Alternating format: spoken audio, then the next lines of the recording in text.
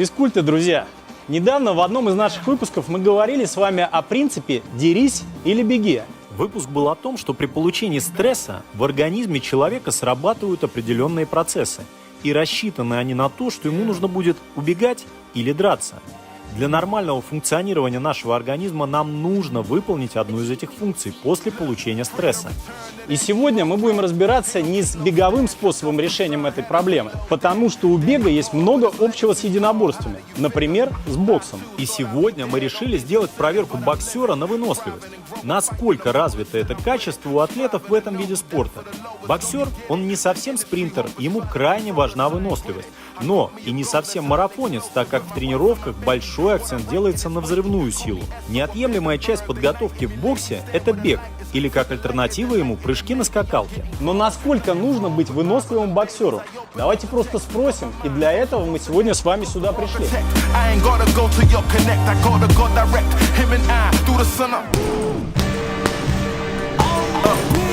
Ребята, хочу вам представить Павел Сосулин, член сборной Санкт-Петербурга и представляет спортивную федерацию бокса Санкт-Петербурга. Друзья, пару вопросов Павлу. Павел, привет, как часто ты бегаешь? Бегаю вообще, получается, что раз в день стабильно мы бегаем, да. Это как разминка у нас, либо просто там свободное от бокса время я люблю. Это какие дистанции? Я в основном 10 бегаю, либо 21. Как вообще бег помогает выносливости? На длинные дистанции это, в принципе, общая выносливость. На короткие, когда мы делаем спорты, это взрывная сила у нас, мы работаем. Без бега, мне кажется, легкая атлетика – это мать всего спорта. Супер. Насколько вообще для боксера важно быть выносливым? Выносливость, она, в принципе, она разная бывает. Есть общая, есть скоростная, есть взрывная. Мы стараемся работать над каждым аспектом с выносливости. Слушай, а если мы абстрагируемся от бокса и просто тебе нравится бегать? Конечно, да. Я прям во время бега я мысленно разгружаюсь и прям отдыхаю. Вообще мне прям очень хорошо. Кайф. Слушай, а какая основная разница в весовых категориях в боксе? Тяжеловесы, они, в принципе, у них не сильно такой бокс быстрый. Они больше так медленно, тактически больше работают. А у легковесов у них все идет на высоких скоростях. То есть, если посмотреть, как боксируют тяжеловесы и легковесы, там абсолютно разный бокс. Тут, да, есть разница определенная. Ты сейчас весишь 77? Да, это средний. Выступаю я в 69,9 профессионала. А в любителях, да, в 75. Это средний считается вес. За сколько ты сгоняешь вес 77 до 69? Я думаю, неделя. Неделя? 5 недель вот так. Слушайте, надо отдельный выпуск делать. Я думаю, это будет самый популярный. Да, то есть в преддверии боя, да, мы быстро скидываем вес, допустим, водой мы гоняем, либо еще там диетами как-то. Быстро скидываем вес и встаем на весы, и у нас буквально остается там сутки до боя, и за сутки мы набираем порядка 5-6 килограмм. Судя по тому, какую выносливость мы видим у боксеров на ринге, когда мы наблюдаем за их боями, они очень выносливые. Но лучше один раз попробовать, чем 100 раз увидеть.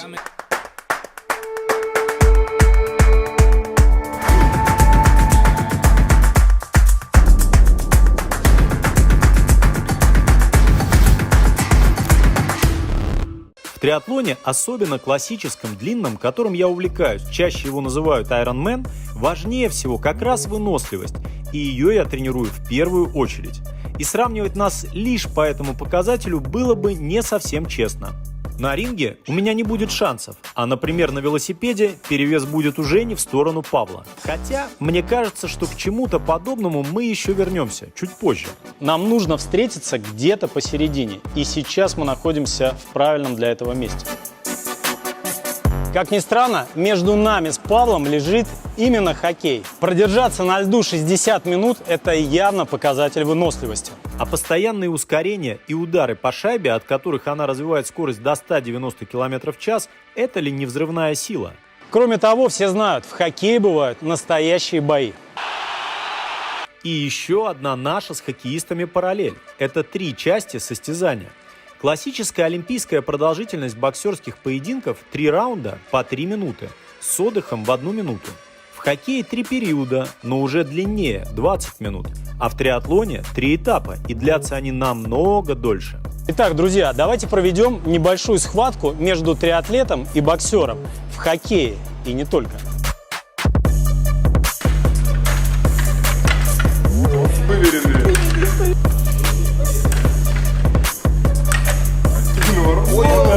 Это гол. Сегодня нас ждет 5 испытаний.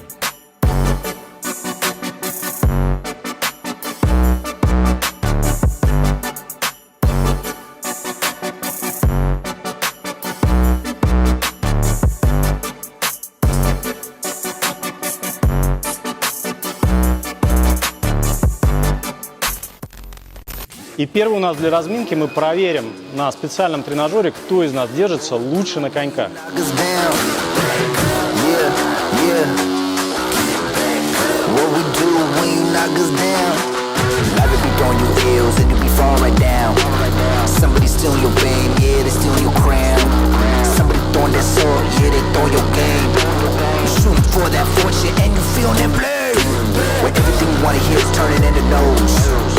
When you got something in your heart, they never know. You flow with your heart, you flow with your faith, you flow with the love, baby, love for the game. It's what I do when you hold me down. It's what I do when I'm on the ground. It's what I do when you hold me down. You can't hold me down. Hit 'em with your swag, baby, hit 'em with your knives. Hit 'em with the bag, baby, hit 'em with your knives. С одной ноги на другую и давите на конечек, и при этом остаетесь на дорожке, скользите по ней. Pass me the ball, pass me the salt, pass me the ball, pass me the salt. Let me spray it on you with a little bit of abalone, with the caviar, baby, you the one. Ну, мы на этом, я думаю, закончим. Вот эти места просто, их не стало после 10 секунд.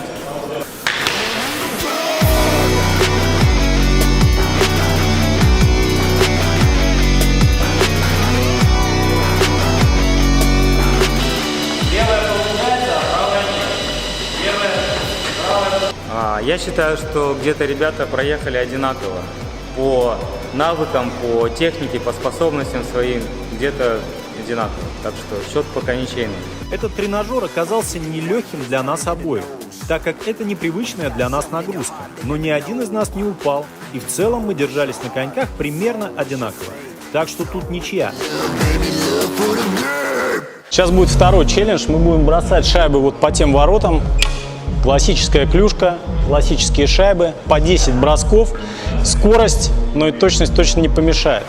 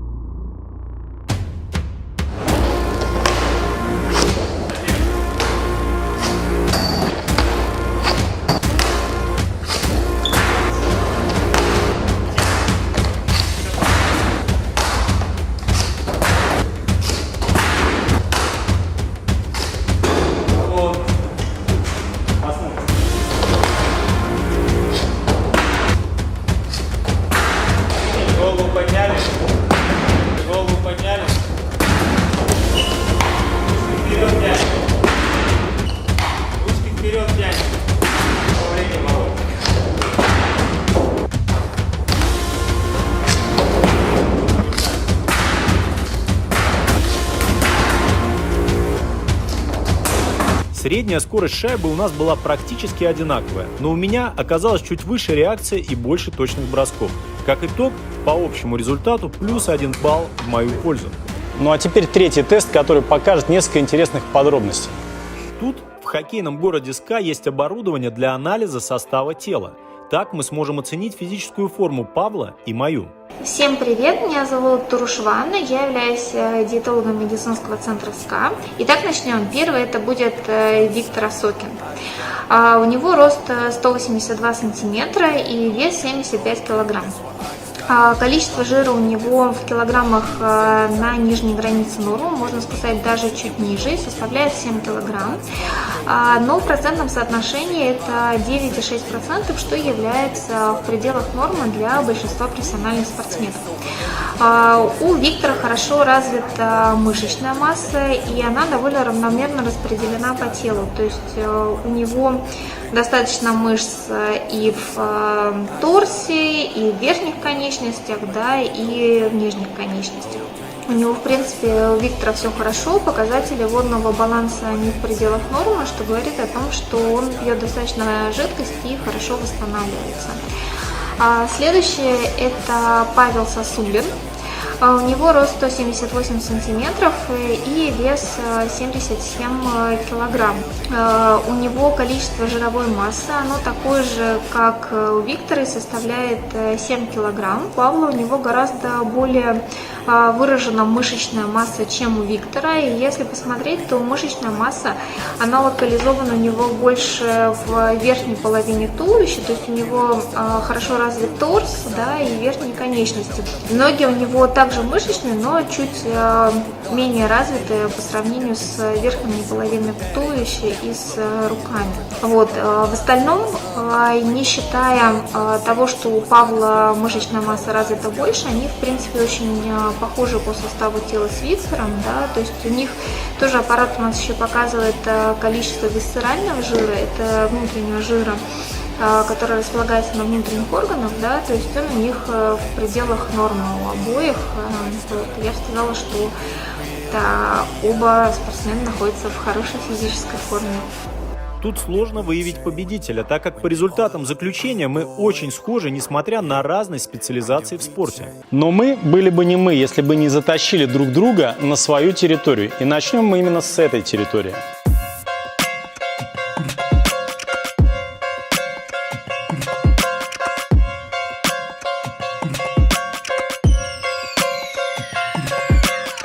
Как я уже говорил, мне нету смысла драться с профессиональным боксером на ринге. Цель у нас совсем другая. Поэтому, Вить, одевай перчатки, иди ты.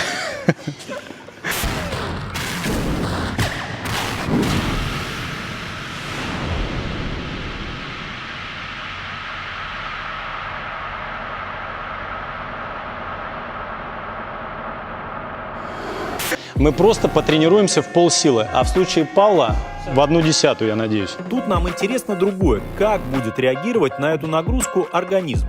Во время нашего спарринга мы измеряем пульс и объективное состояние организма, чтобы понять, насколько будет отличаться по интенсивности для нас этот бой.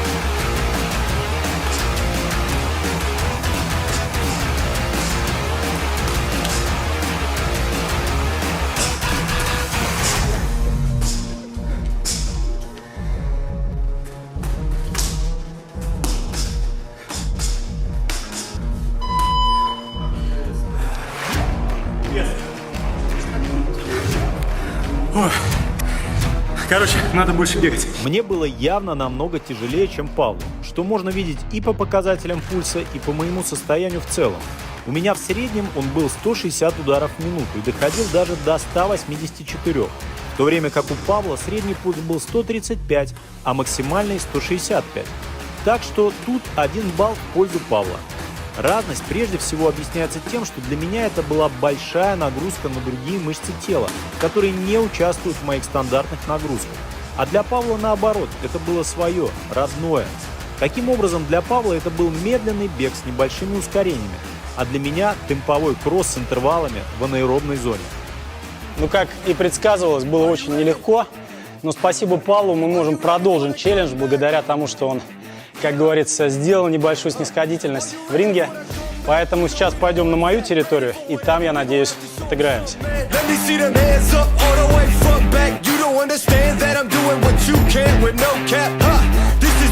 Паш, что ты знаешь про триатлон? Из всего, что я знаю, это бежишь, плывешь, едешь. Слушай, ну практически все. Поэтому я тебе могу сказать, что большинство отвечают стрельба, лыжи, подледный лов. А сегодня нам с тобой предстоит сделать брик. Знаешь, что такое брик? Брик в переводе с английского называется кирпич. Так называют тяжелые сессии триатлеты, когда соединяют два вида спорта. Например, плавание плюс бег, велосипед плюс бег. Сегодня мы сделаем с тобой велосипед плюс бег. Вместо плавания мы сегодня с тобой покидали клюшкой, побегали, побоксировали немножко и так далее. Мы выбрали с Павлом сегодня дистанцию в Звифте 23 километра с небольшим набором, там примерно 250 метров. И после этого мы решили пробежать 3 километра. Честно говоря, по плану было 5, но мы договорились, что все-таки сократим, потому что что-то мы сегодня уже так уработались слегка. Поехали? Велозаезд мы выполняем через приложение Zwift на специальном оборудовании с имитацией подъемов и спусков. Так что все будет как в реальности. Даже погода на улице, которая была в этот день более 32 градусов. Посмотрим, сколько времени займет велозаезд у каждого из нас и как нам будет бежаться после него. Мне кажется, она на меня горячо дует. Это просто слишком жарко. В Федерации бокса парни настолько суровые, что они в боксерах на велосипедах ездят.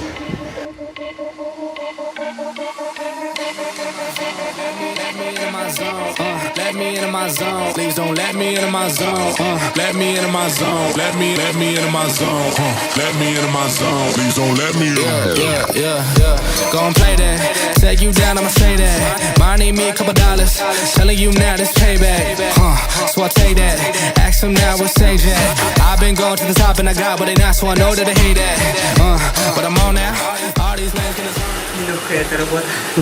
Till I fall out, but I know that, so I keep what I'm doing cause I own that. And I stay in the lab and I kill everything, but I don't ever move, I'm a Kodak. So I'm gone, finally back in my home. I'm working like so much, they swear I had me a clone. Can't answer my phone now, just leave it there, that tone. Ballin' can't beat me up cause I'm back in my zone now.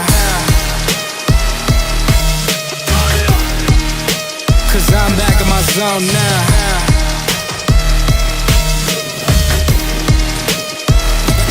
Zone now.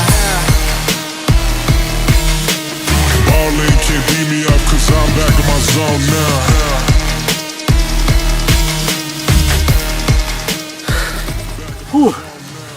Ух уж этот бокс. Без бокса легче бегать? 200%. Let me into my zone. Please don't let me in. Please don't let me into my zone. I just need some time. Слушай, не, больше плавания на бокс не буду. Реально на велосипед после бокса садится такое ощущение, что это был дуатлон. Будто я пробежал десятку на время. Паша, давай, 2 круга. Молодец.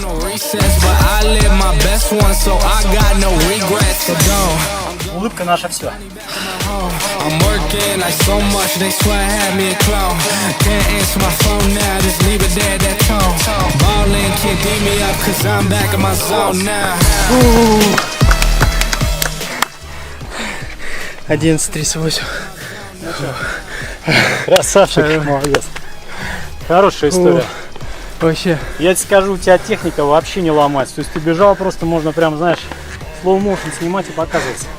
Ну что, расскажи, чем-то отличаются ноги от ног просто в беге?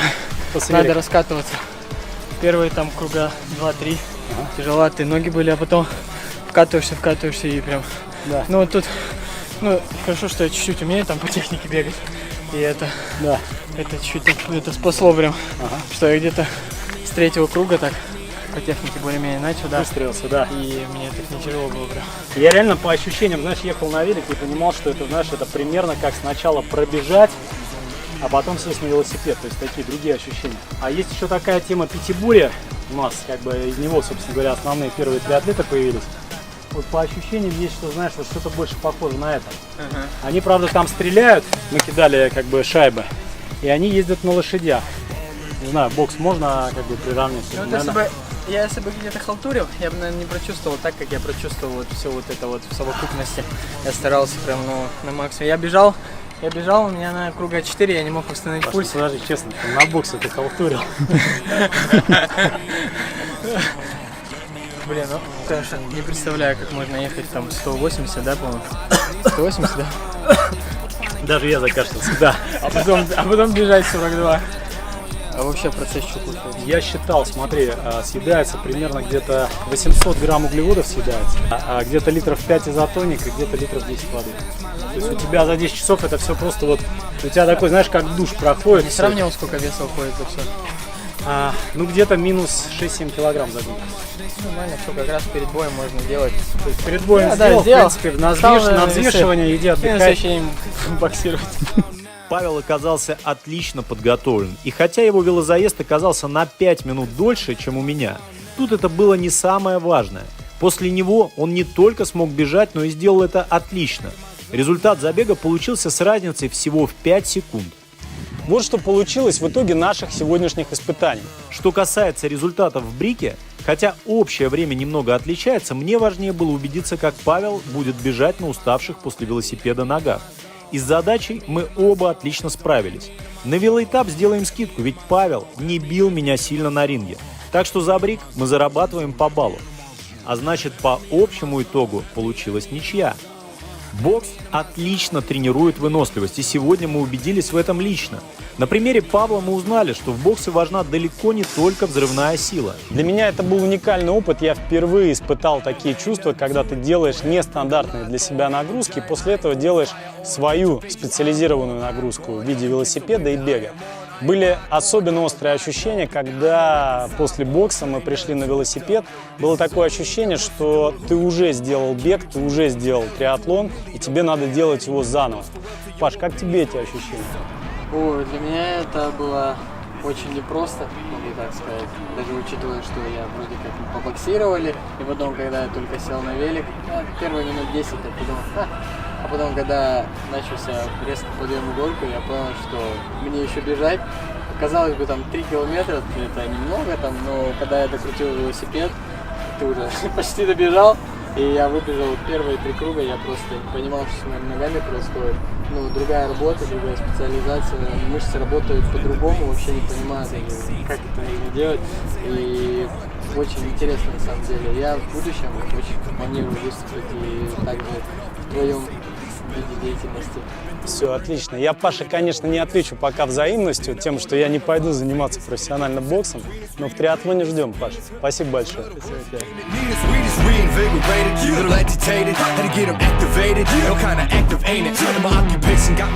Нам было интересно побывать здесь, в хоккейном городе СКА, и попробовать себя в разных амплуа. Кого бы еще нам пригласить для того, чтобы попробовать себя? Может быть, профессионального хоккеиста и встретиться с ним на ринге? Или, например, повара и сыграть с ним в настольный теннис? Пишите, друзья, свои варианты в комментариях, и мы устроим еще одну интересную схватку. Бежим дальше.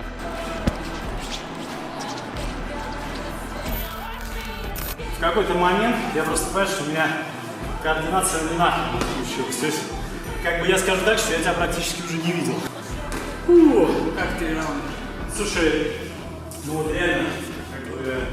Просто чистота эксперимента заключалась в том, что как бы, я вообще ничего не делал для того, чтобы вот сегодня что-то делать здесь. Вот, и поэтому, конечно, просто уже все, я как бы дышу. Диафрагма, в состоянии такого спазма уже.